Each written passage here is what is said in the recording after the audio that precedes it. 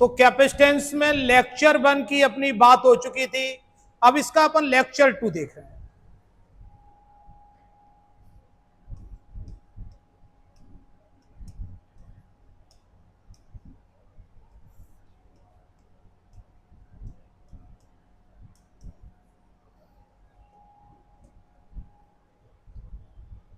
Spherical condenser,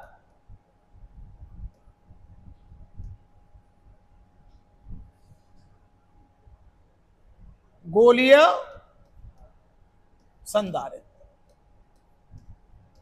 आपने गोलीय चालक की बात की थी,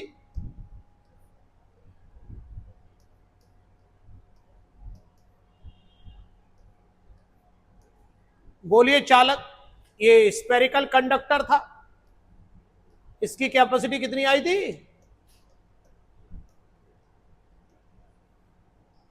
ये क्या है? Spherical condenser. पिछले टर्न पर अपन ने जाना था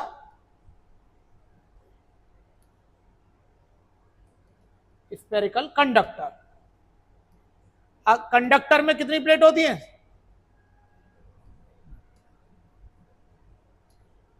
एक प्लेट होती है। और कंडेंसर में कितनी प्लेट होती है? 2। यानी ऐसे 2 लेने पड़ेंगे अपन को, तब जाके स्फेरिकल कंडेंसर बनेगा। तो स्फेरिकल कंडेंसर के लिए हमें ऐसे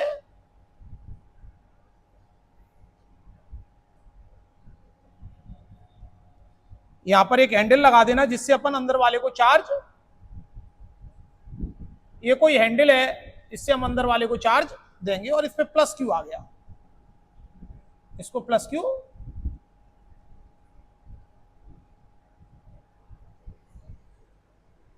इसके इंडक्शन के कारण यहां क्या आएगा? बोलो, माइनस। आउटर में क्या आएगा? Plus. Plus will go to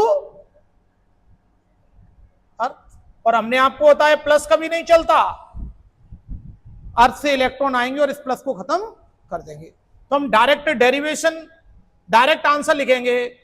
पहला केस ले रहे हैं जब बाहर वाला गोला पृथ्वी से जुड़ा है, when outer sphere is connected to अर्थ।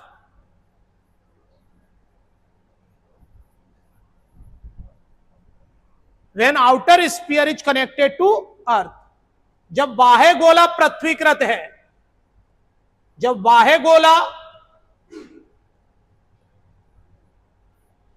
पृथ्वीकृत है,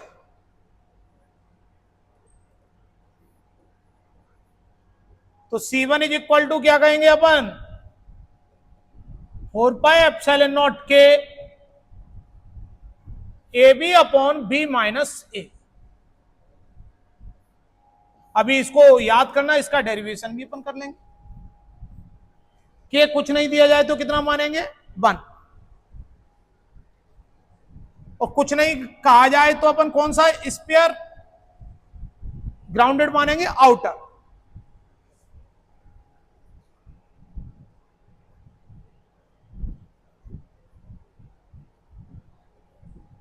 अगर आपको ऐसा दिया जाए, when inner sphere is connected to earth, when inner sphere is connected to earth, जब आंतरिक गोला पृथ्वीकृत है, जब आंतरिक गोला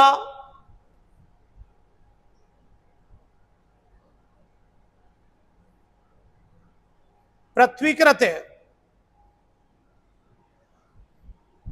जब आंतरिक गोला पृथ्वीकृत होगा तो आप आंसर याद रखेंगे।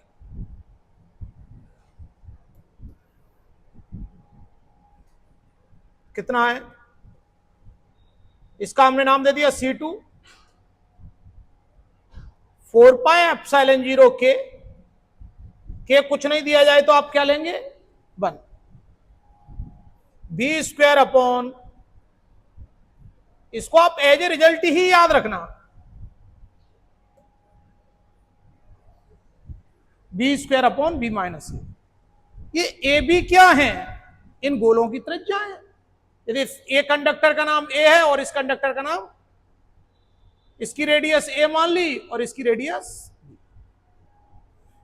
क्या कैपेसिटी नेगेटिव होती है? नहीं, धारिता नेगेटिव नहीं होती। तो यहां बी में से ए घटाएं कि ए में से बी, तो ज्यादा में से कम को घटाओ। इन दोनों का डिफरेंस क्या आएगा और रेशियो क्या आएगा? अगर इन दोनों का अगर हम डिफरेंस देखें,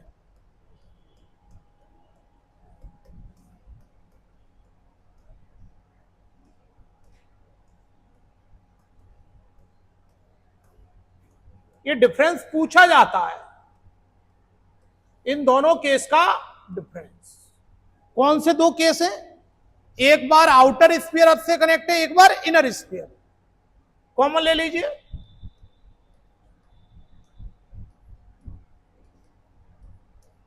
तो यहां से ए बचेगा, यहां से अब a माइनस बी से b माइनस ए काट दिया, क्योंकि कैपेसिटी नेगेटिव होती नहीं है। तो दोनों का डिफरेंस कितना आ गया?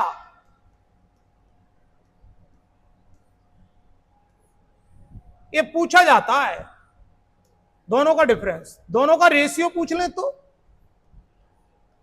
दोनों केस का रेशियो 4πε0 के कुछ नहीं दिया जाए तो 1 ले लिया करो।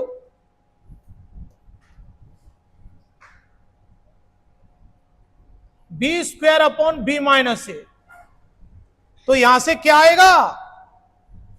ए अपॉन बी। तो दोनों कैपेसिटी का रेशियो ये आ गया।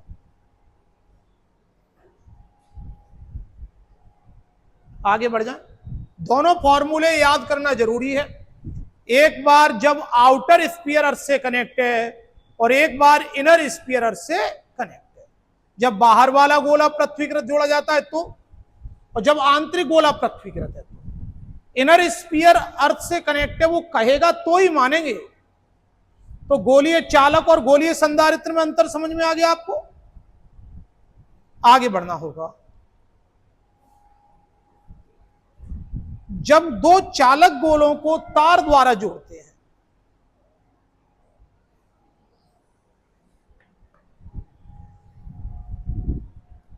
नोट कर लिया था? समझ में आ गया पूरा? कल की भी जो पीडीएफ आप लोगों को नहीं मिल पाई है वो भी हम भेज देंगे आज की।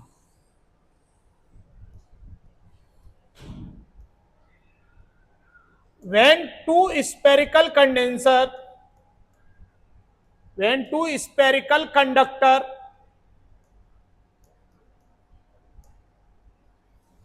are connected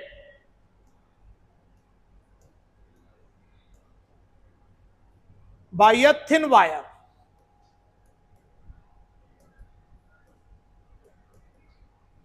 जब दो चालक गोलों को तार द्वारा जोड़ा जाता है,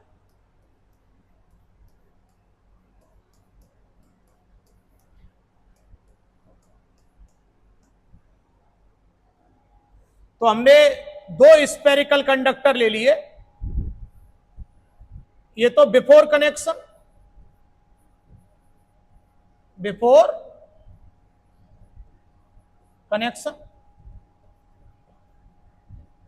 जोड़ने से पहले। और एक केस देखिए आफ्टर कनेक्शन।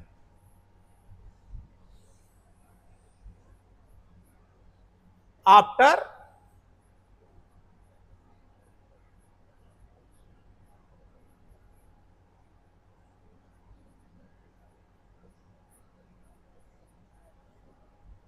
जोड़ने के बाद। देखिए, मान के चलो इसकी कैपेसिटी C1 है, समझना। इसकी कैपेसिटी एक्शन समझना, इसकी कैपेसिटी C1 है और हमने इसको चार्ज दिया Q1 और इसका पोटेंशियल हो गया V1। एक्शन समझ में आया? क्या हुआ? एक कंडक्टर था जिसकी कुछ कैपेसिटी थी हमने उसको चार्ज दिया जिससे उसका पोटेंशियल बढ़ गया। जैसे जैसे आवेश देते हैं वैसे वैसे विभव बढ़ता है, चार्ज देते जाएंगे पोटेंशियल बढ़ता जाएगा। एक और कंडक्टर लिया, इसकी कैपेसिटी C2, इसको चार्ज Q2 दिया, इसका पोटेंशियल V2। अगर हम बिफोर कनेक्शन टोटल चार्ज कहें, टोटल चार्ज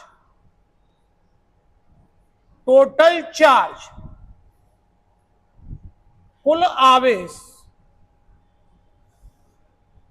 जोड़ने से पहले तो आप क्या कहेंगे, Q1 प्लस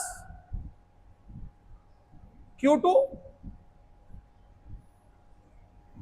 यही होगा टोटल चार्ज। जोड़ने से पहले टोटल चार्ज कितना है, Q1 प्लस Q2। जैसे आपके घर छत पे दो टैंक रखे, दोनों में अलग अलग पानी भरा हुआ, अब आपने दोनों को कनेक्ट कर दिया,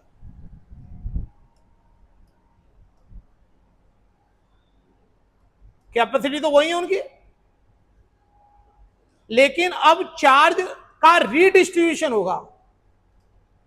चार्ज का क्या होगा, रीडिस्ट्रीब्यूशन, पुनर्वितरण। भाई पाइप से कनेक्ट कर देंगे तो एक से चार्ज दूसरे में जाएगा, और कब तक जाएगा, जब तक के दोनों के टेंशन सेम ना हो जाए।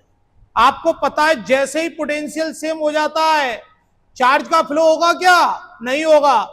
समान विभव पर आवेश का प्रवाह नहीं होता। ये छोटा सा पॉइंट पूछा जाता है, चार्ज का फ्लो कब नहीं होता, सेम पोटेंशियल। तो जैसे ही इनका भी सेम हो जाएगा फ्लो रुक जाएगा। आपको पता है ट्रांसफर में नुकसान किसका होता है, एनर्जी का। ट्रांसफर में नुकसान किसका होता है, एनर्जी का।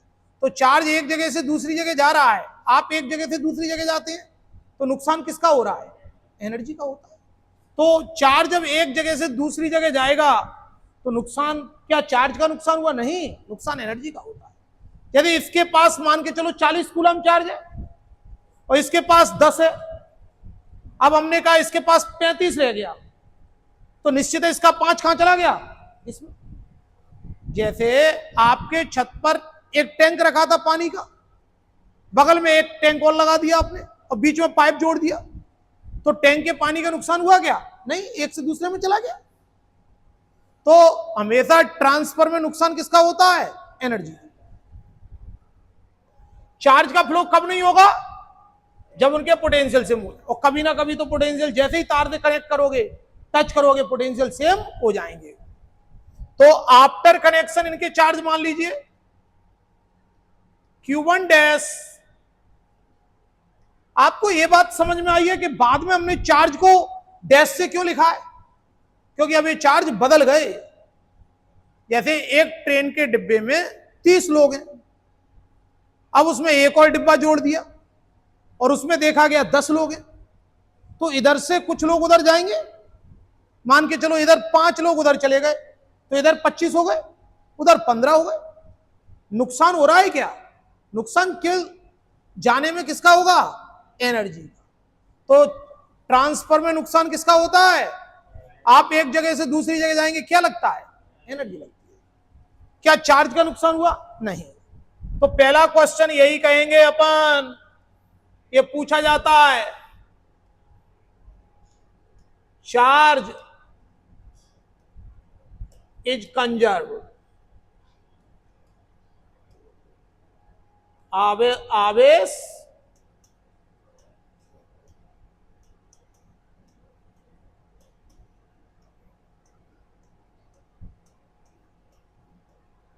चार्ज इज कंजर्व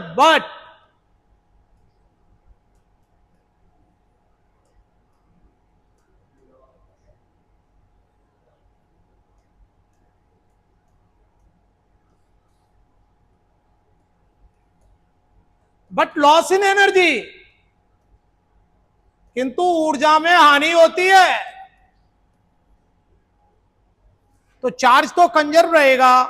तो आपसे पूछा जाता है, जब दो चालक गोलों को तार द्वारा जोड़ा जाता है तो आप क्या कहेंगे, नुकसान किसमें होगा, एनर्जी। अब Q1 बराबर C1 V1, Q2 Q1 dash तो यहां से बी कॉमन ले लीजिए।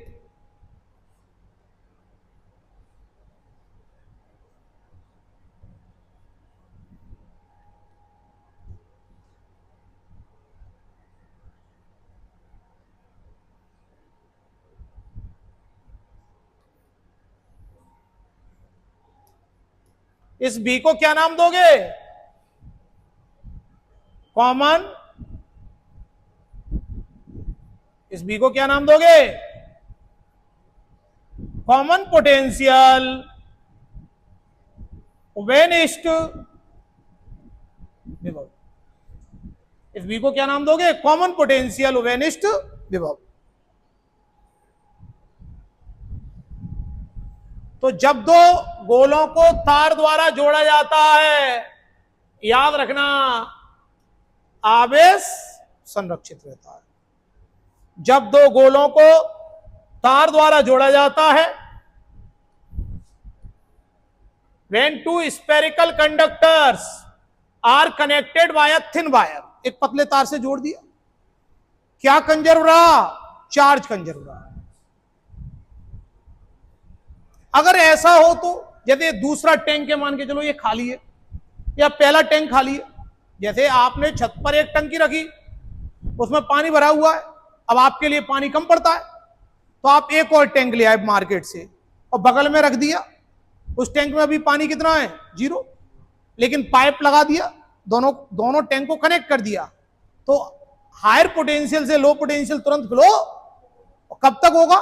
जब तक कि दोनों के विभव सेम ना हो जाए। तो कभी कभी इस तरह के क्वेश्चन आते हैं कि भाई पहला मान के चलो पहला टैंक खाली है, ऐसा बोल देंगे if Q1 is equal to 0।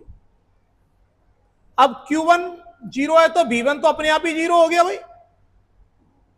Q1 0 का मतलब क्या है? V1 0। तो कॉमन पोटेंशियल कितना आएगा? अभी आपने फॉर्मूला पढ़ा था, Q1 प्लस Q2 या C1 V1, यही फॉर्मूला पढ़ा था। ये क्वांटिटी खत्म हो जाएगी, देखिए ये वाली क्वांटिटी खत्म हो जाएगी, तो भी कितना बचा?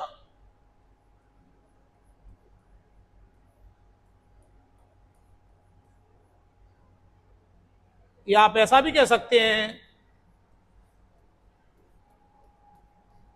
और बी का नाम क्या दोगे? कॉमन पोटेंशियल वेनिस्ट विभव। बी को क्या नाम दोगे? कॉमन पोटेंशियल वेनिस्ट विभव। अगर इसका उल्टा हो, दूसरा टैंक खाली हो,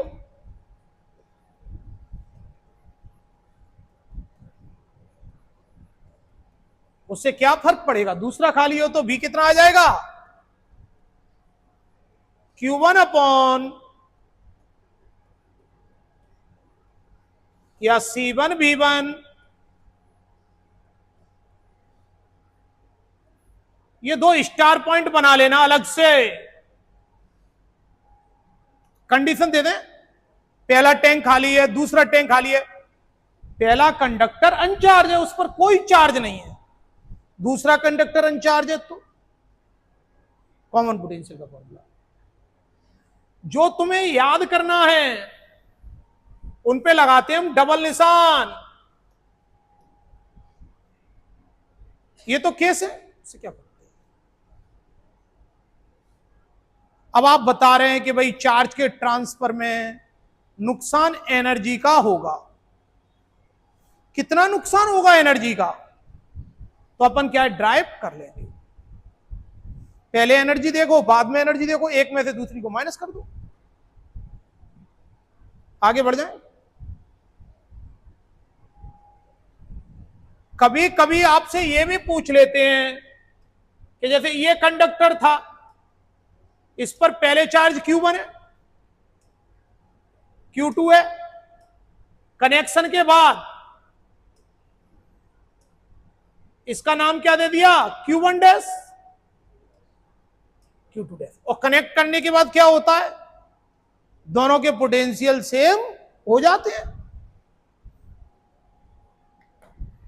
तो अगर हमें Q1 डैश निकालना है, Q1 डैश का मतलब समझ गए, तक कनेक्ट करने के बाद चार्ज, इसको पॉइंट को समझना। C1 भी, C1 कितना होगा, और भी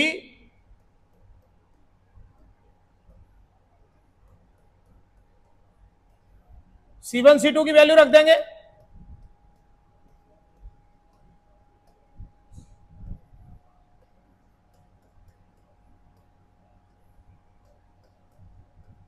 फोर पाई एप्सिलॉन नॉट। तो एक फॉर्मूला बना हमारे पास, Q1 डैश बराबर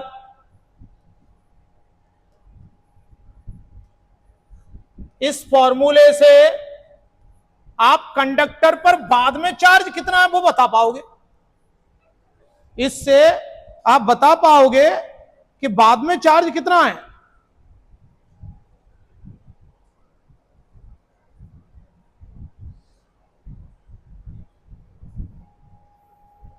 ऐसे ही Q2 डैश निकालें, सिमिलरली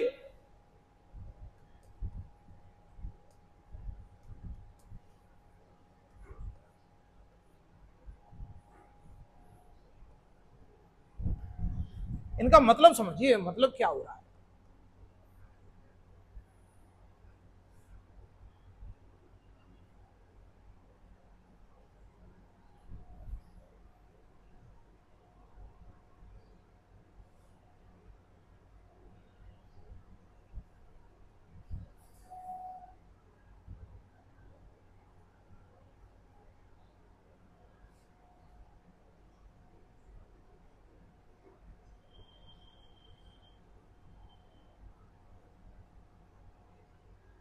अब इन्हें वायर द्वारा कनेक्ट कर रहे हैं। देखो, अब इन्हीं को वायर द्वारा कनेक्ट कर दिया, तो आपसे पूछा है Q1 डैश कितना है। पहली बात तो आप ये बताइए, किधर से चार्ज किधर जाएगा। जैसे इस ट्रेन के डिब्बे में 150 लोग बैठे हैं, इसमें भी 150 लोग बैठे हैं। इधर देखना, ये छोटा डिब्बा है, ये बड़ा डिब्बा है। तो बताइए किधर से लोग किधर जाएंगे,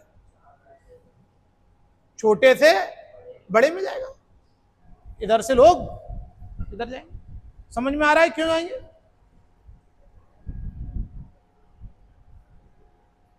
तो क्योंकि इसमें टेंशन ज्यादा है, तो हाई टेंशन से लो टेंशन फ्लो होता है। अब Q1 डैश कैसे निकालेंगे, देखना,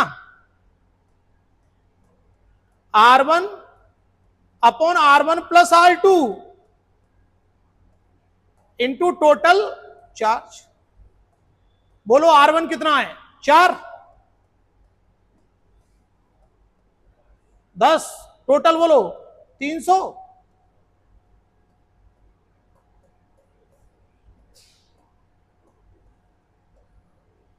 इस पर कितना रह गया, 120। बताओ इसका 30 कहां चला गया, इसका 30 माइक्रोकूलम चार्ज कहां चला गया, इसको मिल गया। भाई इस पे 150 है, इस पे 150 है, अब इस पे कितना रह गया, 120। तो इसका 30 इस पे पहुंच गया। अब बताइए इस पर चार्ज कितना है, 180। कैलकुलेट करने की जरूरत है क्या, नहीं। अपने आप एक पर चार्ज मालूम है तो दूसरे पर आप अपने आप ही एक पर चार्ज कैसे कैलकुलेट करेंगे, फॉर्मूले से। समझ में आया कि नहीं आया। एक और एग्जांपल देखिए, जैसे ये मान लीजिए फिर से 4 सेंटीमीटर लिया और ये 1 सेंटीमीटर लिया, ठीक है। कौन सा गोला छोटा है, कौन सा बड़ा है, समझ में आ गया होगा। इस पर 15 माइक्रोकूलम चार्ज है, इस पर 15। बोलो लोग किधर से किधर जाएंगे, इधर से। ये छोटा है, छोटी जगह पे 15 लोग हैं, बड़ी जगह पे 15 लोग हैं, किधर से किधर जाना पसंद करेंगे? छोटी से, यानी ये हाई टेंशन है और ये लो टेंशन है, अधिक विभव से कम विभव। फॉर्मूला भी है Q/R, उससे भी पता कर सकते हैं। अब हमने पूछा कि इस पर चार्ज कितना है आफ्टर कनेक्शन, आफ्टर कनेक्शन इस पर चार्ज कितना है? तो आफ्टर कनेक्शन बोलिए, जोड़ने के बाद आप बताइए ज्यादा आएगा कि कम आएगा? ज्यादा आएगा कि कम आएगा? 15 से ज्यादा होगा कि कम होगा? ज्यादा होगा। अरे इधर से चार्ज इधर आएगा ना, इधर से, तो Q1 dash R1/R1 plus R2 total charge, रखिए वैल्यू, रखिए वैल्यू, रखिए। R1 कितना है? 4, टोटल 10, नहीं टोटल 5, चार्ज टोटल कितना हो रहा है? 30।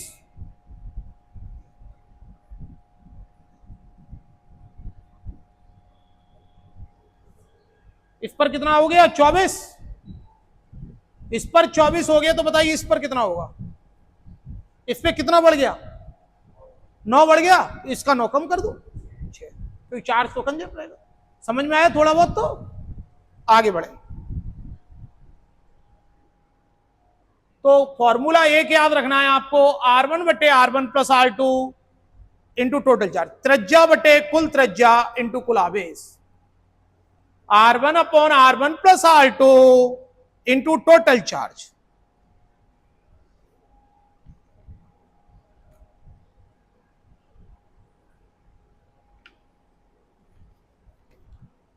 आप कह रहे हैं कि चार्जों को जब अपन कंडेंसर को जोड़ रहे हैं कंडक्टर को, तो नुकसान एनर्जी का हो रहा है, कितना हो रहा है ये देखिए।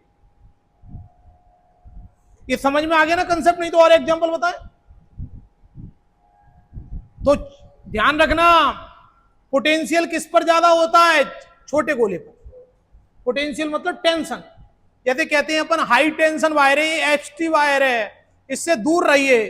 तो हाई टेंशन वायर का मतलब हाई वोल्टेज का वायर, जिसका वोल्टेज ज्यादा है, तो हाई टेंशन वायर मतलब हाई वोल्टेज का वायर। फ्लो कैसे होगा? हाई टेंशन से लो टेंशन। अब इसमें एनर्जी लॉस कितना होगा देखिए, एनर्जी, ऊर्जा ह्रास, ऊर्जा हानि। तो पहले एनर्जी देखो,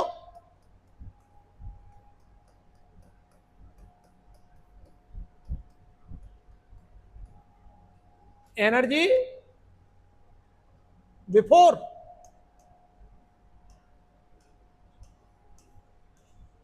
जोड़ने से, एनर्जी बिफोर कनेक्शन, और एनर्जी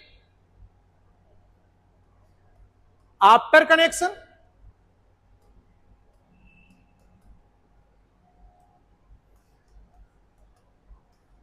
जोड़ने के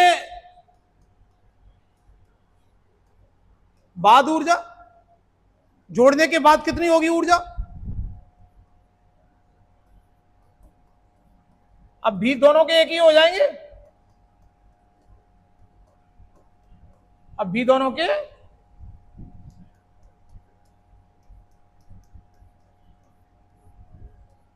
बी की वैल्यू यहां से रख देंगे,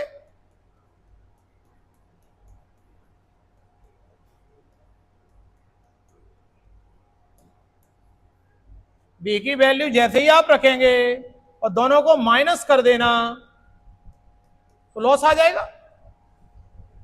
और ये माइनस करके आप याद भी रखेंगे,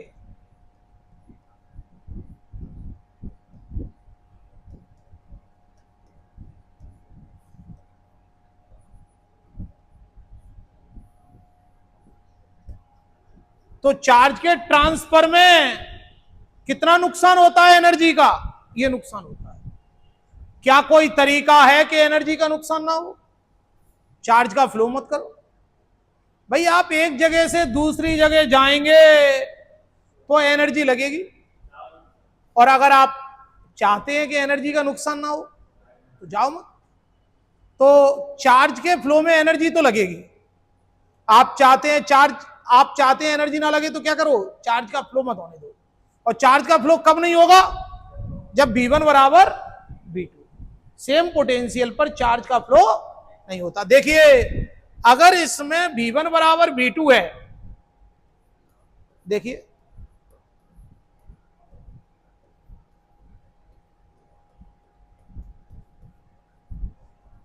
तो एनर्जी लॉस देखिए कितना आएगा, 0। क्या फ्लो होगा? नहीं।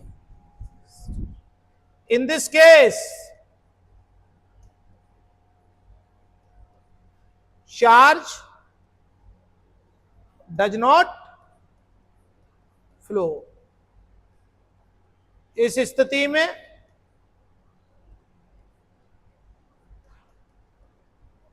आवेश का प्रवाह नहीं। तो कई बार आपका नॉलेज टेस्ट करने के लिए पूछ लेते हैं, जैसे दो कंडक्टर दे देंगे, दोनों के पोटेंशियल भी दे देंगे, और पूछेंगे कितना एनर्जी लॉस होगा कनेक्ट करें, तो नहीं होगा। तो दोनों का भी सेम है तो चार्ज का फ्लो ही नहीं होगा। जैसे एक एग्जांपल लिखेंगे आप, ये पहले लिख लो आप।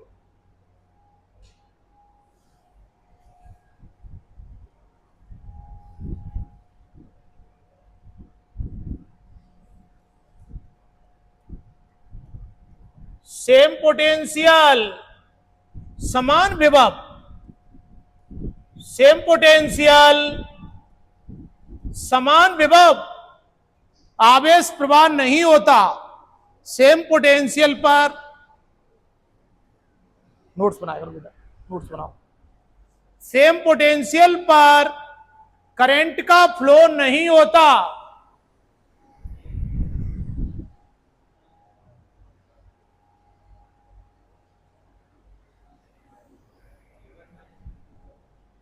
क्या U1 माइनस U2 करेंगे ना, डेल्टा U बराबर U1 माइनस U2। भाई एनर्जी लॉस कैसे निकालोगे? जैसे हमारे पास पहले 200 रुपए हैं और हम मार्केट गए, अब हमारी जेब में 120 रुपए बचे। कैसे बताओगे कितना नुकसान हुआ? माइनस करके। और हम चाह रहे हैं नुकसान ना हो तो क्या करना? अरे बाजार जा क्यों रहे हो?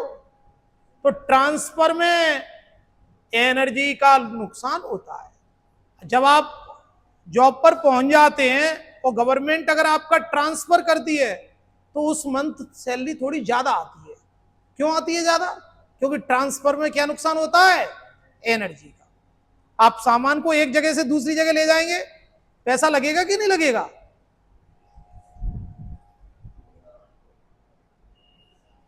ये फॉर्मूला याद रखना। एक एग्जांपल में बताइए, ये हमने एक कंडक्टर लिया, इसकी कैपेसिटी है C, इसको पोटेंशियल दिया गया V। ये दूसरा कंडक्टर लिया, इसकी भी कैपेसिटी C है और इसको पोटेंशियल दिया -V। ये कहानी है बिफोर कनेक्शन, जोड़ने से पहले।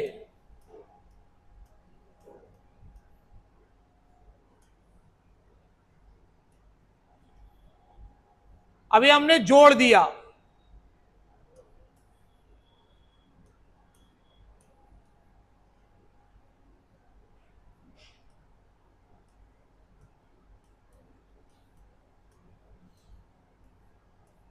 बताइए लॉस इन एनर्जी।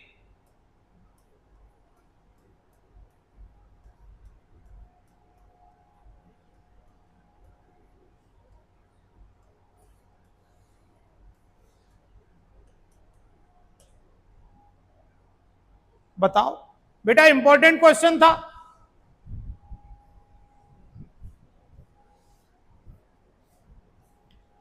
बताओ क्या आंसर आएगा?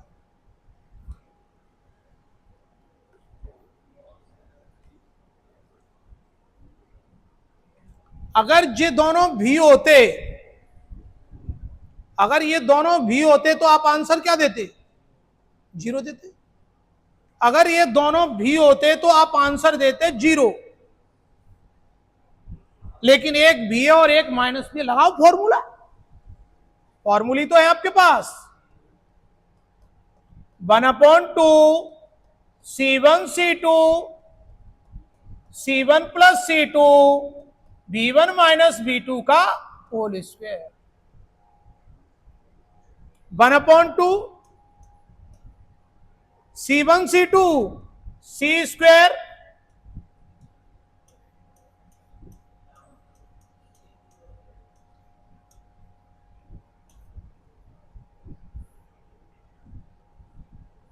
C/4।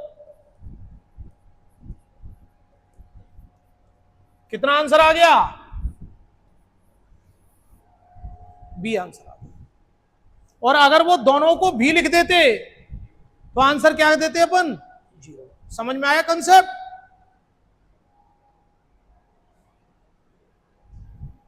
आगे बढ़ना होगा।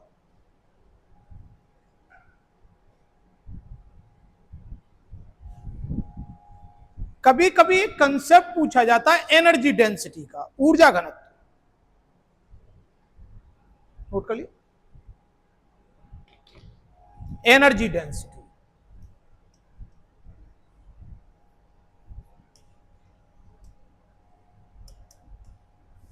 ऊर्जा घनत्व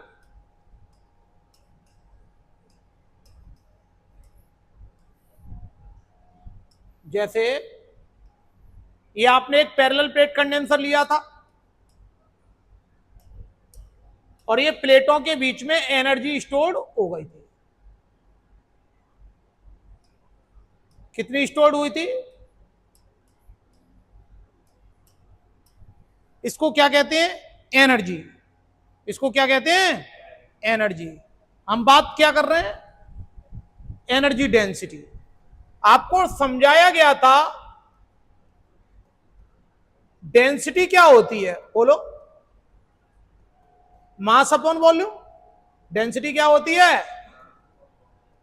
मास अपॉन वॉल्यूम। घनत्व बराबर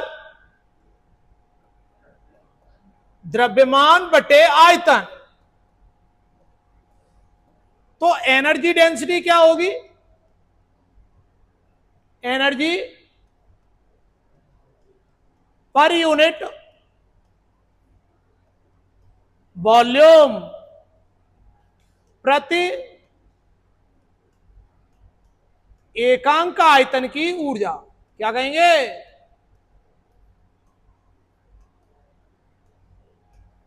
यानी ये मास अपॉन वॉल्यूम है, वो क्या होगा? Energy upon volume. Energy upon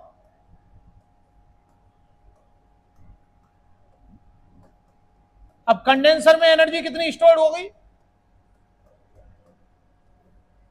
volume क्या लिख सकते हैं? Area into distance. बोलो, एरिया इंटू डिस्टेंस। सी की वैल्यू आपको याद है?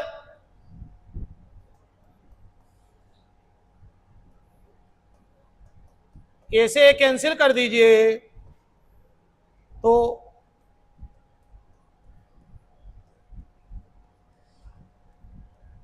और इसको जानते हो आप?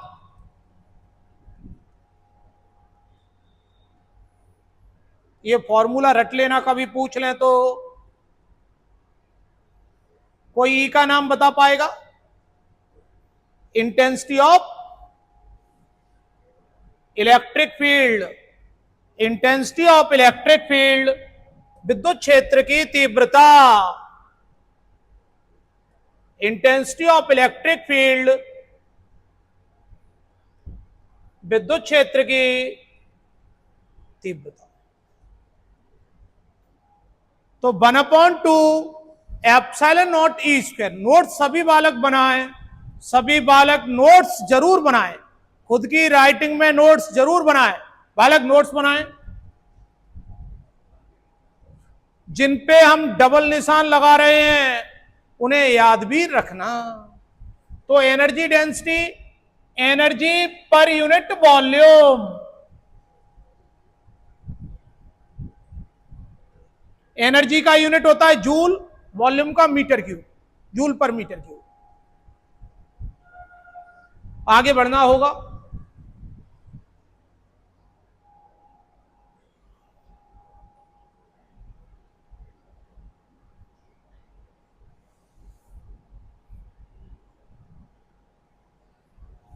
वन अपॉइंट, इन पे डबल निशान लगा रहे हैं उनका विशेष ध्यान रखना। E बराबर V बटे डी, क्या इसको भी याद करें? हाँ, इसको भी याद कीजिए। E बराबर V बटे डी। V क्या है? पोटेंशियल डिफरेंस, विभवांतर। और D को क्या नाम दोगे भाई? D को distance between the plates, distance between the प्लेटों के बीच की दूरी, प्लेटों के बीच की दूरी।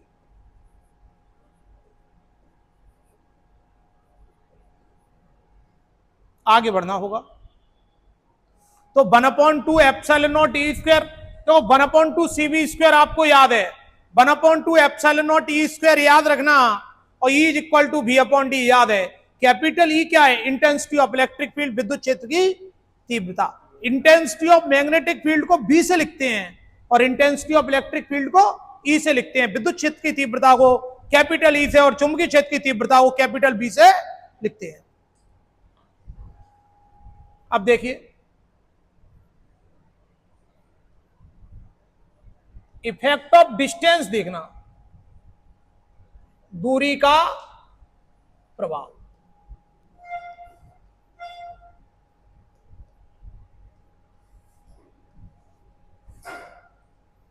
देखो कभी कभी एक क्वेश्चन इस तरह का आता है,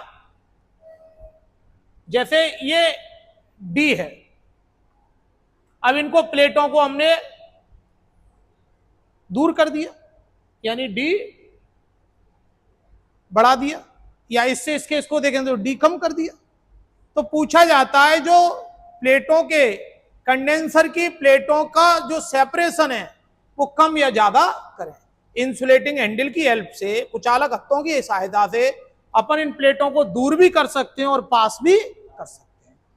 तो अगर हम डी एरो ऊपर बना रहे हैं तो आप समझ जाएंगे डी बढ़ा रहे हैं, और एरो नीचे कर दें तो समझ जाना डी कम कर रहे हैं। अब डी बढ़ाएंगे, बोलो, डी बढ़ाएंगे तो सी का क्या होगा? कैपेसिटेंस का, धारिता।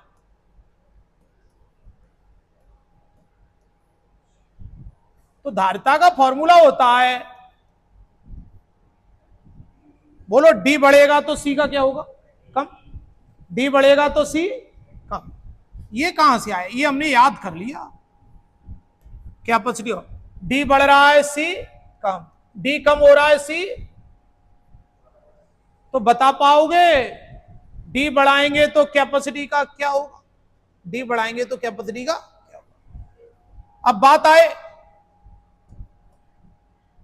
पोटेंशियल डिफरेंस का क्या होगा? विभवांतर,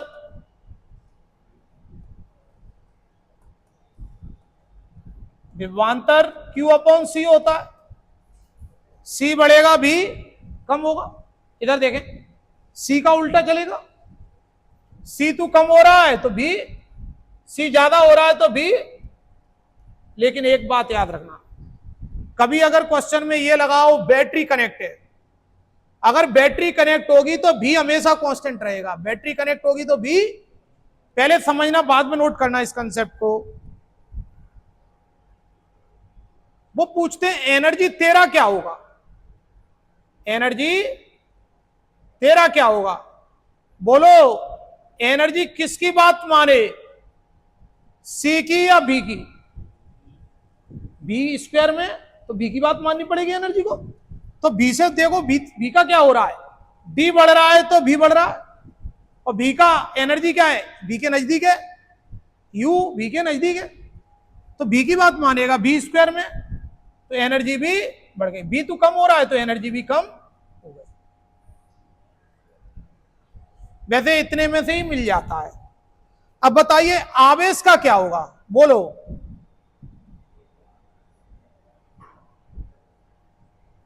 एक बढ़ रहा है, एक घट रहा है, तो आवेश के साथ लिख दें रिमेन अनचेंज्ड, वही का वही रहा।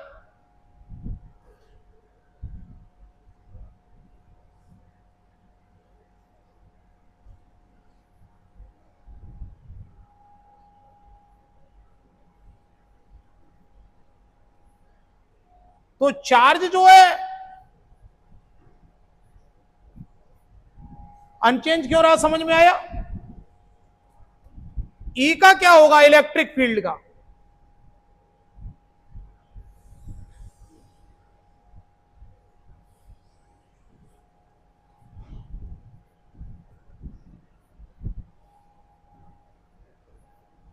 बोलो विद्युत क्षेत्र का क्या होगा, अभी फॉर्मूला पढ़ा था। इलेक्ट्रिक फील्ड का क्या होगा, अभी फॉर्मूला देखा था आपने।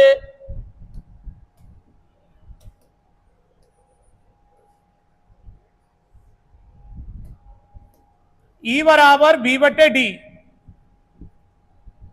हमने कहा डी डबल, जैसा डी जा रहा है वैसे ही बी जा रहा है। अगर हमने कहा डी डबल तो बी डबल, अगर हमने डी को डबल कर दिया तो बी भी तो डबल होगा। तो ई में कोई अंतर आया क्या? नहीं। तो ई अपन क्या कहेंगे, कांस्टेंट, नियत, वही का वही रहा, नियत।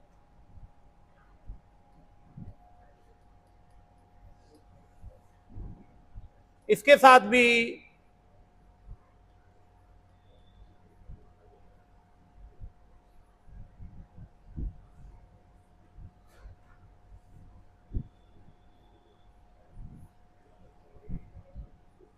कंसेप्ट आपको समझ में आया? पेपर में क्वेश्चन क्या आएगा वो सुन लीजिए। इंसुलेटिंग हैंडल की हेल्प से अगर हमने ये सेपरेशन बढ़ा दिया, प्लेटों के बीच की दूरी बढ़ा दी, तो एनर्जी का क्या होगा, बी का क्या होगा? तो डी बढ़ रहा है, सी कम होगा, बी बढ़ेगा, और बी और यू नजदीकी हैं, पड़ोसी हैं, यू के बाद ही बी आता है, और एनर्जी में बी स्क्वायर में है, तो यू किसकी बात मानेगा, बी की। बी का क्या हो रहा है, बढ़ गया तो यू भी बढ़ गया, बी कम तो यू। ये क्वेश्चन दोनों बार पूछा गया कि अगर प्लेटों के बीच का गैप बढ़ा दें तो यू का क्या होगा, बढ़ेगा, और प्लेटों के बीच का गैप बढ़ा दें तो भी का क्या होगा, बढ़ेगा।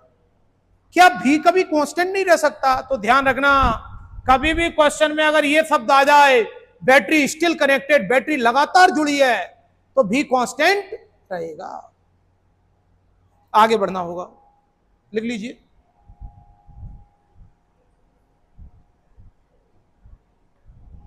ये डी क्या है पहले भी लिख चुके हैं, आप लोग दोबारा मत लिखना।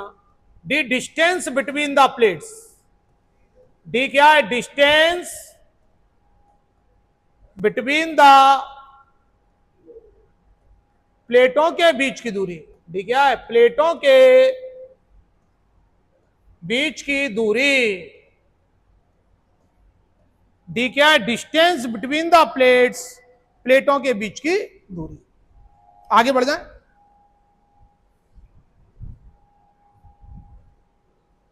इफेक्ट ऑफ डाइलेक्ट्रिक देखेंगे। इफेक्ट ऑफ, और इन्हें रटा नहीं जा सकता, ऐसे ही सॉल्व करने पड़ते हैं भाई।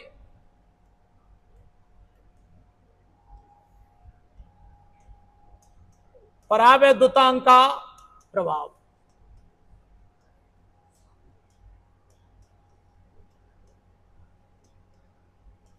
अब अपन एक डाइलेक्ट्रिक स्लैब इंसर्ट करेंगे, और ये वेरी इंपॉर्टेंट कंसेप्ट होता है डाइलेक्ट्रिक फिल करना।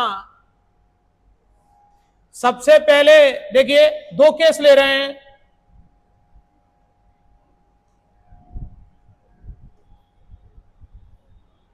इसमें भी मीडियम रखा, इसमें भी मीडियम रखा, अंतर समझिए।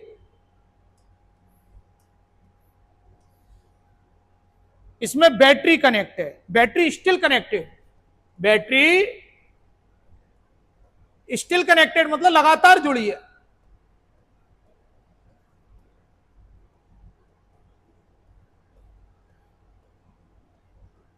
बैटरी लगातार जुड़ी है, और कुछ नहीं कहा जाए तो मानेंगे बैटरी कनेक्ट नहीं है, बैटरी डिस्कनेक्टेड। कुछ नहीं कहा जाए तो क्या मानेंगे, बैटरी हटा दी गई। और नहीं भी लिखा हो बैटरी हटा दी गई तो भी अपन मानेंगे बैटरी नहीं लगी है। हां, बैटरी लगी होने के लिए कहना जरूरी है, मीडियम इंसर्ट कर रहे हैं। अब एक एक केस समझना, बहुत इंपॉर्टेंट केस है भाई, अच्छे समझना। सबसे पहले देखिए कैपेसिटेंस तेरा क्या होगा, धारिता। तो आपको पता है कैपेसिटी ऑलवेज इंक्रीज होती है। अगर आप डाइलेक्ट्रिक रखेंगे तो कैपेसिटी को बढ़ना ही होगा, कैपेसिटी सदैव बढ़ती है। तो कैपेसिटी कितनी हो गई, के गुना इंक्रीज हो गई, चाहे बैटरी लगी हो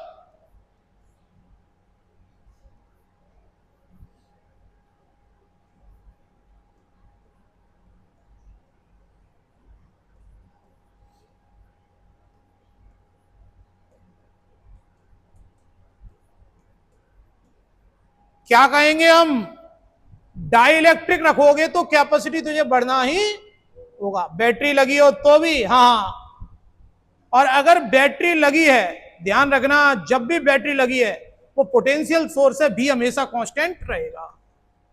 कुछ भी करते रहिए, अगर बैटरी जुड़ी है तो भी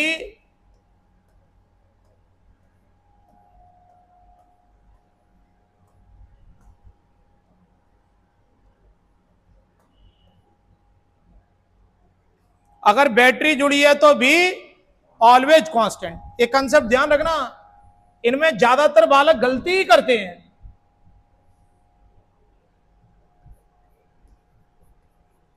तो पोटेंशियल डिफरेंस का क्या होगा, विभव का,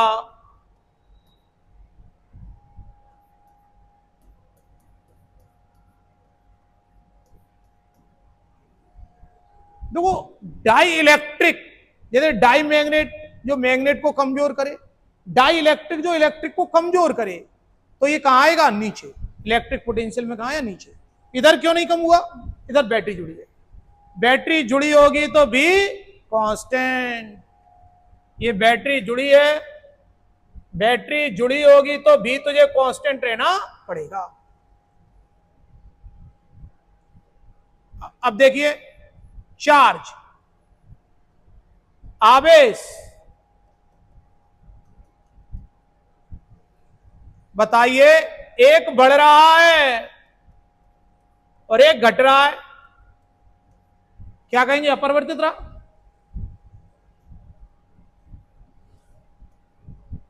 अपरिवर्तित। चार्ज का क्या कहेंगे, रिमेन अनचेंज। चार्ज के बारे में क्या कहेंगे, रिमेन अनचेंज्ड। आवेश अपरिवर्तित। इधर देखिए, सी कितना हो गया, और भी तो भी रहा, चार्ज बढ़ गया। चार्ज का क्या हुआ, इधर बढ़ गया।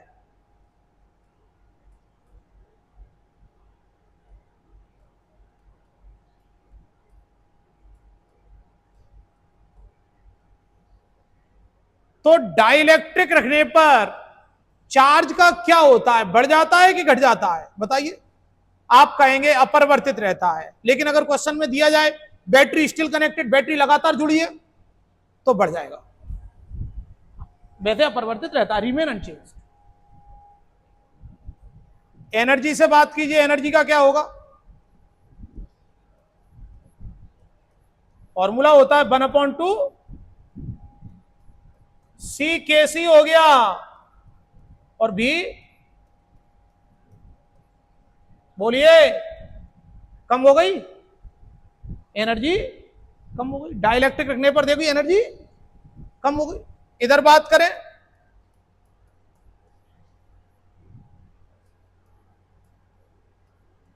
भी कांस्टेंट है, सी को बढ़ना है, एनर्जी बढ़ गई।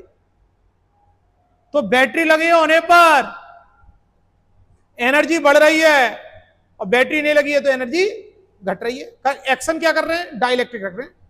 तो डाइलेक्ट्रिक रखने पर एनर्जी बढ़ेगी कि घटेगी, घटेगी। और बढ़ेगी कब, जब बैटरी लगी हो। इलेक्ट्रिक फील्ड देखो, विद्युत क्षेत्र,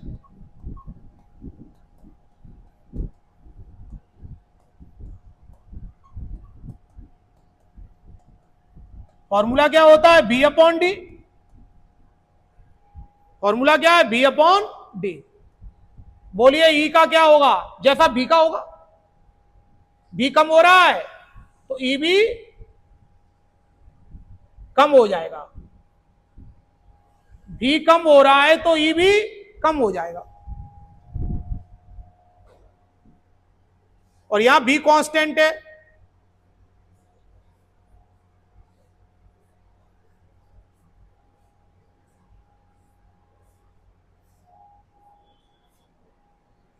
इस टेबल को फिर से समझिए आप लोग,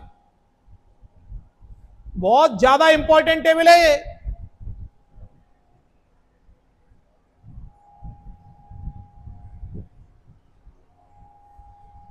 अगर हम डाइलेक्ट्रिक रख रहे हैं तो आपको क्या लाइन याद रखेंगे, कैपेसिटी हमेशा के टाइम्स बढ़ती है, और कैपेसिटी बढ़ गई तो भी कम कम हो गया।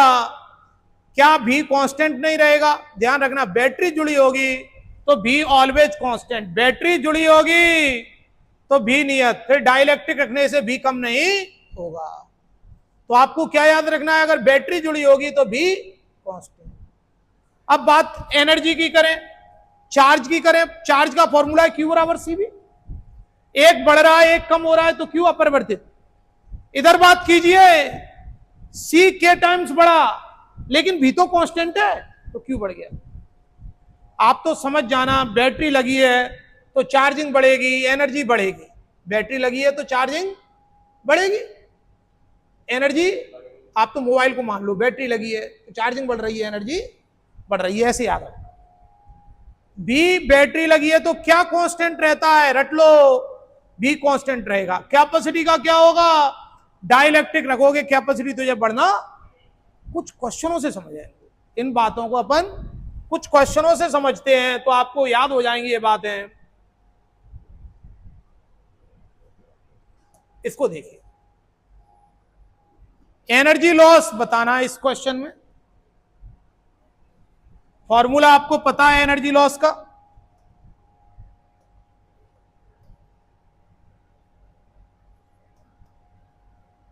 ऊर्जा हानि, माइक्रो को फेरेड में बदल लेना।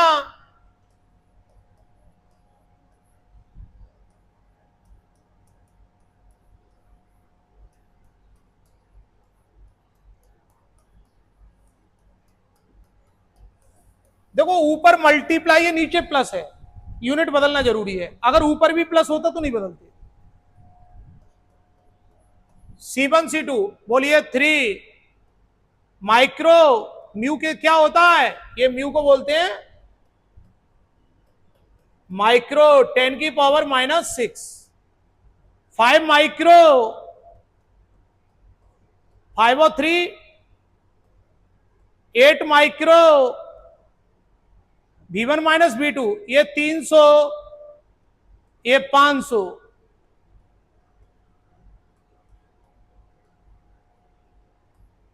सॉल्व कीजिए भाई,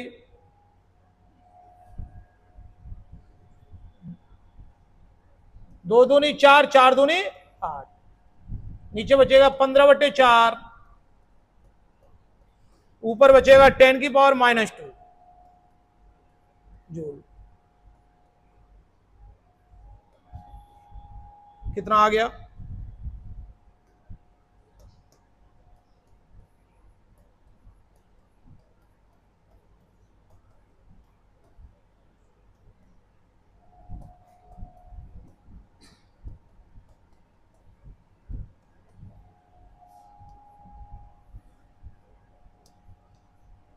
एनर्जी लॉस का फॉर्मूला याद रखेंगे, energy loss 1/2 C1 C2 upon C1 plus C2 V1 minus V2 का होल स्क्वायर। आगे बढ़ जाए, energy loss 1/2 C1 C2 upon C1 plus C2 into V1 minus V2 का होल स्क्वायर। ये देखिए,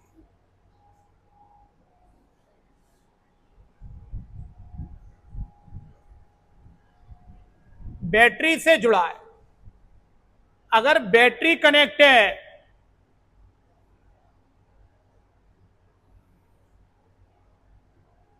बैटरी लगातार जुड़ी है, आप क्या याद रखते हैं, बैटरी कनेक्टेड, क्या कहोगे, बी, अगर वो बी के बारे में पूछेगा तो कांस्टेंट, और आपको समझाया था जैसे मोबाइल में बैटरी लगी है तो आप क्या याद रखेंगे, चार्जिंग बढ़ेगी, एनर्जी बढ़ेगी। सॉल्व नहीं कर पाएंगे, सॉल्व करिए।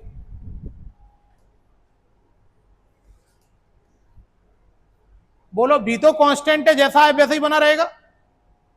डाइलेक्ट्रिक रखने पर सी हमेशा बढ़ता है, डाइलेक्ट्रिक रखने पर सी हमेशा बढ़ता है, और सी बढ़ेगा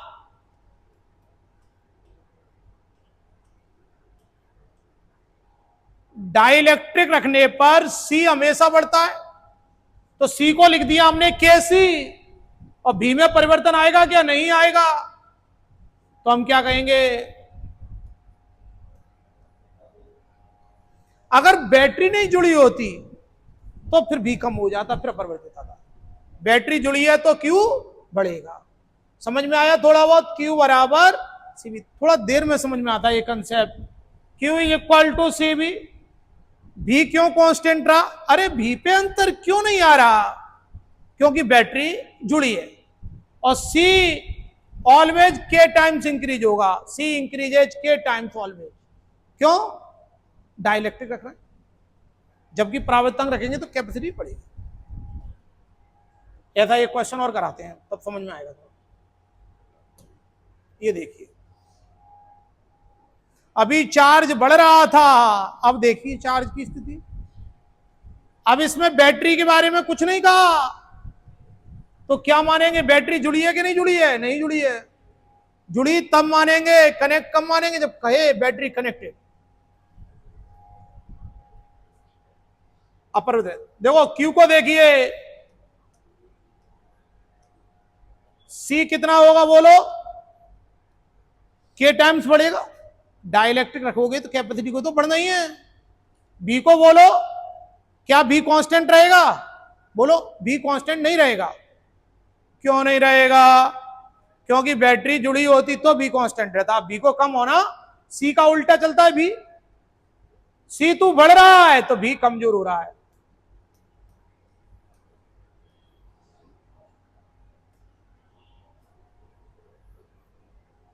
यही कंफ्यूजन आता है।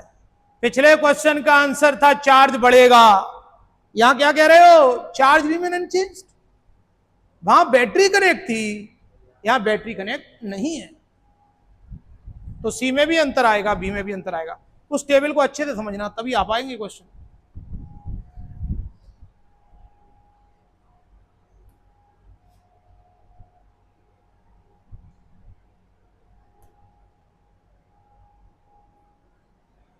बताइए,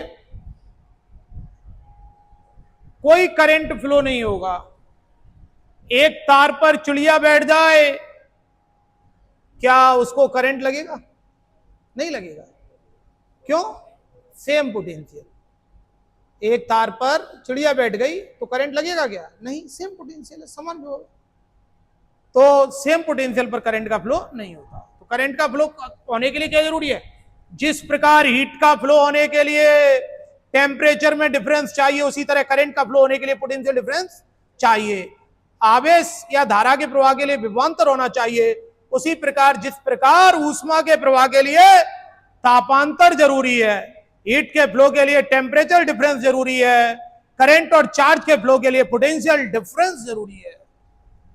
तो वो कह रहा है कि कब फ्लो नहीं होगा करंट का, तो आप क्या कहेंगे, सेम पोटेंशियल, समान विभव,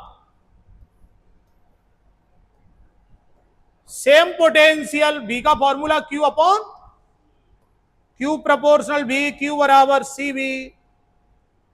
तो सेम पोटेंशियल पर करंट का फ्लो नहीं होगा, समान विभव पर धारा का प्रवाह नहीं होगा। इस तरह के थ्योरेटिकल क्वेश्चन पेपर में मिलेंगे तो आप कर देना बेटा। ये बताइए कैसे बढ़ाओगे कैपेसिटी? कैपेसिटी बढ़ाने का सबसे आसान तरीका क्या है?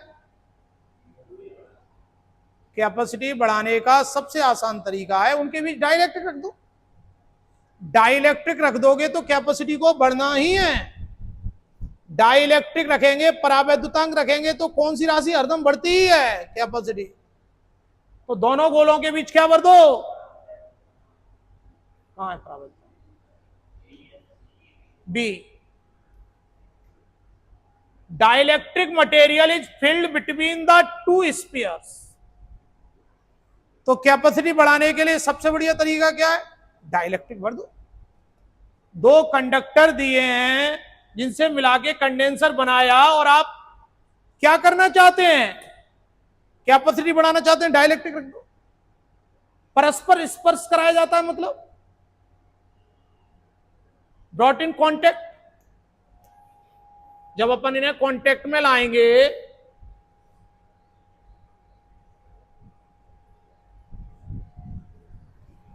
बताइए, जब दो आवेशित चालकों को परस्पर स्पर्श कराया जाता है, ब्रॉट इन कॉन्टेक्ट मतलब तार द्वारा जोड़ते हैं। कॉन्टेक्ट का मतलब क्या है, ये कॉन्टेक्ट में लिया है, देखो। तो चार्ज का ट्रांसफर होगा, क्या चार्ज का नुकसान होगा क्या, नहीं। जैसे आपकी कॉलोनी में नल आए और आपने देखा कि पानी थोड़ी देर ही आता है, तो आपने एक टैंक बनवा लिया नीचे ही, कई जगह होता है नीचे ही टैंक बनवा लेते हैं। जैसे ही पानी आता है वो नीचे के टैंक को भर लेते हैं, फिर धीरे धीरे वो ऊपर चढ़ाते रहते हैं, ऊपर एक और टैंक लगवा लेते हैं। तो नीचे से पानी ऊपर पहुंचा रहे हैं, पानी का ट्रांसफर करते हैं। नुकसान पानी का होगा कि एनर्जी का होगा, बताइए। तो ट्रांसफर में नुकसान किसका होता है, क्वांटिटी तो कांस्टेंट रहेगी, चार्ज तो कांस्टेंट रहेगा। तो बताइए, चार्ज कंजर्व रहेगा लेकिन नुकसान किसका होगा, एनर्जी का। तो जब दो चालक गोलों को तार द्वारा जोड़ेंगे, ये देखिए इस तरह का क्वेश्चन, कॉमन पोटेंशियल पूछा है।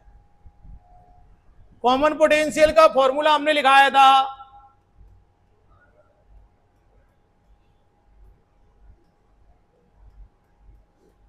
याद है?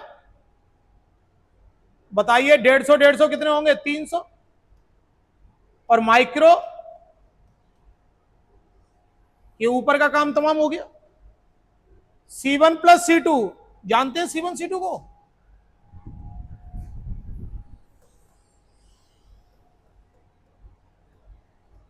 फोर पाई एप्सिलॉन 0 कॉमन ले लीजिए, R1 plus R2, R1 plus R2, R1 plus 4 pi epsilon 0 1/4 pi epsilon 0 की वैल्यू समझ में आ रहा है? ये 1/4 पाई एप्सिलॉन 0 की वैल्यू रख दी, 9 × 10⁹ R1 प्लस R2 20 और 10 सेंटी -2। जो माइक्रो होता है म्यू,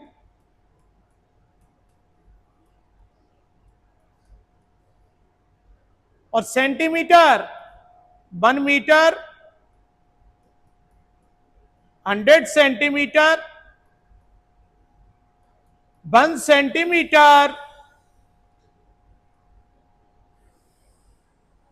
ये 30 से 30 काट दें, 2 9 और 2 11, एक 12 में से 6 गए तो 6, तो कितना आ गया?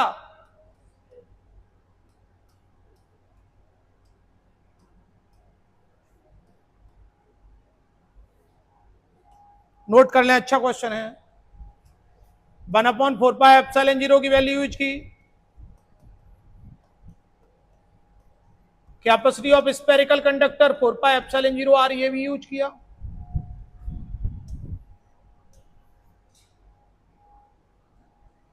नोट्स बनाएं, सभी बालक इसको सॉल्व कर लें कॉपी पर।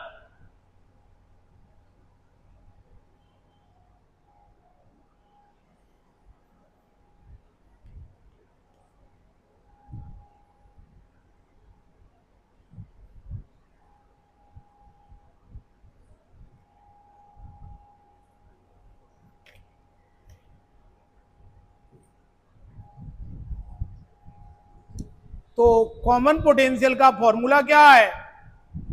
Q1 plus Q2 upon C1 plus C2।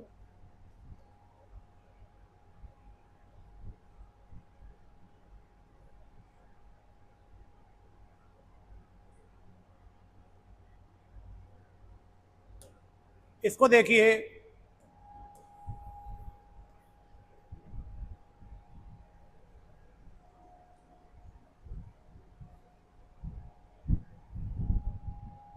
आपको फॉर्मूले बताए गए थे।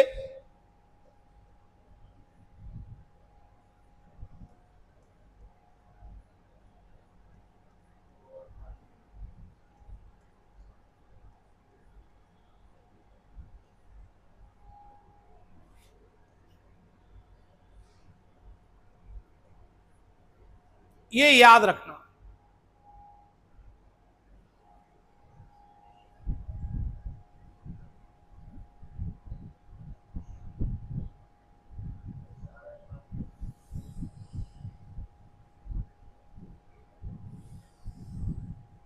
बताइए क्या आंसर आ रहा है? तो B dash is equal to, Rohit solve करो। आपको बी डैश निकालना है, B dash is equal to V N की पावर 2/3। तो बी डैश वी एन की पावर 2/3, एन कितना? 8।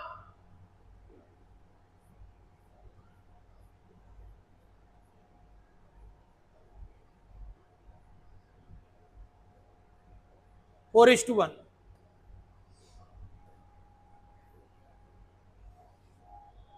तो ये फॉर्मूले याद रखेंगे।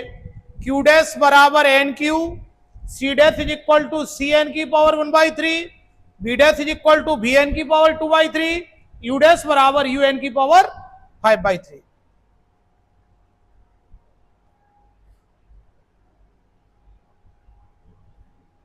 ये बताइए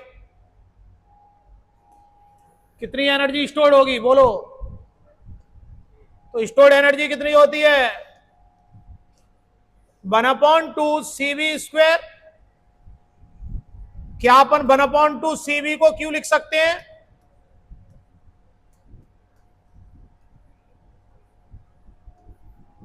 Q प्रपोर्शनल भी, Q इज इक्वल टू,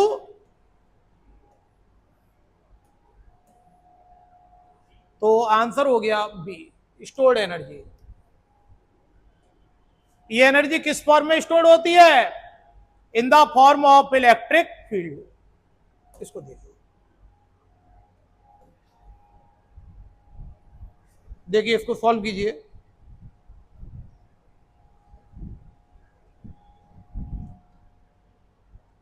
देखिए, एक पैरेलल प्लेट कंडेंसर है और इसके प्लेटों के बीच की डिस्टेंस है 10 mm। कितनी है? 2 डाइलेक्ट्रिक रखे गए हैं, एक 10 और एक 5। एक में 10 रखा गया और एक में 5। ठीक है, इधर देखना, एक की थिकनेस 6 mm है। इधर देखना, ये T1 कितना है और T2, बोलो ये पूरा भर गया, इधर देख ले पूरा भर गया क्या, 10 mm पूरा भर गया। फॉर्मूला लगा दीजिए, A epsilon not T1 upon K1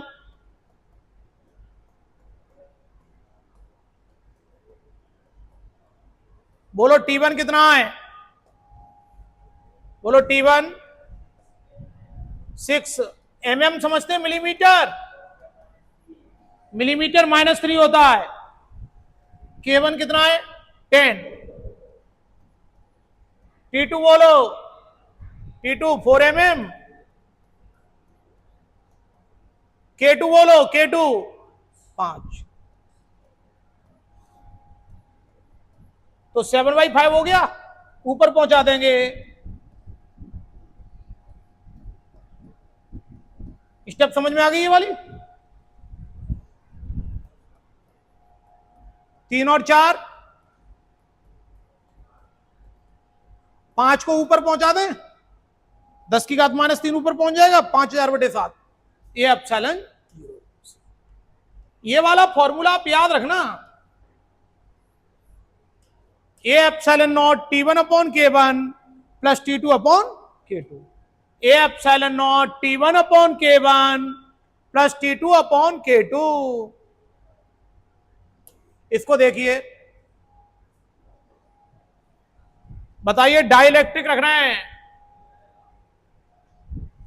field देखिए,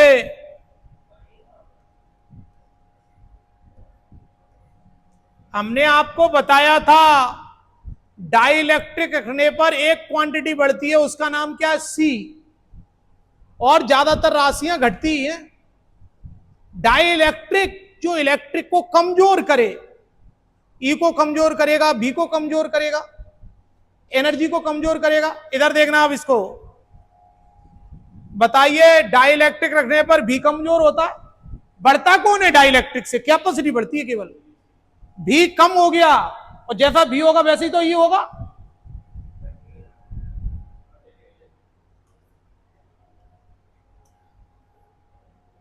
अब इसमें गलती क्या होती है, इसमें ज्यादातर स्टूडेंट इसको गलती करते हैं।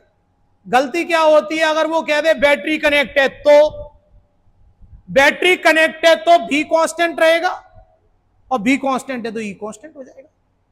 तो इसी क्वेश्चन का आंसर रिमेन अनचेंज भी हो सकता है, कब, जब बैटरी कनेक्ट है। बैटरी कनेक्ट होगी तो भी कांस्टेंट रहेगा, और भी कांस्टेंट है तो ई। ये फॉर्मूला कहां से आया, इसको आप याद भी रखना, ई बराबर बी बटे। यहां से इलेक्ट्रिक फील्ड का एक बढ़िया यूनिट मिलेगा आपको, वोल्ट अपॉन मीटर। तो ये कम होगा कि ज्यादा होगा, कम, क्यों, क्योंकि भी कम हो रहा है। एक और इस तरह का क्वेश्चन देख लीजिए, इनमें गलती हो जाती इसलिए बार बार कराते हैं इस तरह के क्वेश्चन। ये देखिए,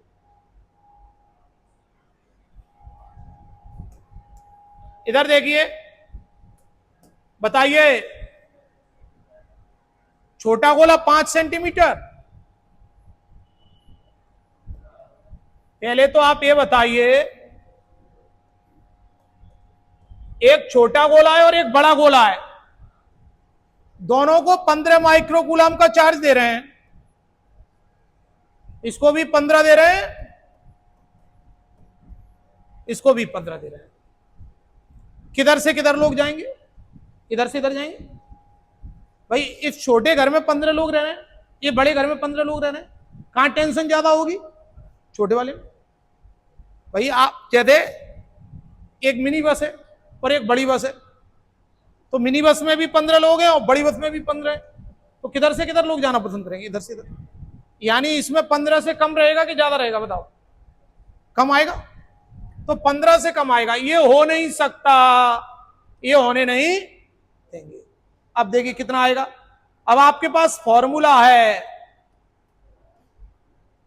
R1 into total charge. R1 कितना है बोलो, 5, R1 प्लस R2 15, टोटल कितना बोलोगे 10 माइक्रोकूलम। यहां पर कितना रह गया 10, बता सकते हो इधर से इधर कितना पहुंच गया 5 पहुंच गया, इस पर कितना आ गया 20, 5 इधर से आ गया, तो इसका आंसर क्या देंगे 10। और अगर वो बड़े पर पूछता तो कितना आंसर देते 20। तो आज की बात रखते हैं यहीं तक, मिलते हैं कल। जय हिंद, जय भारत।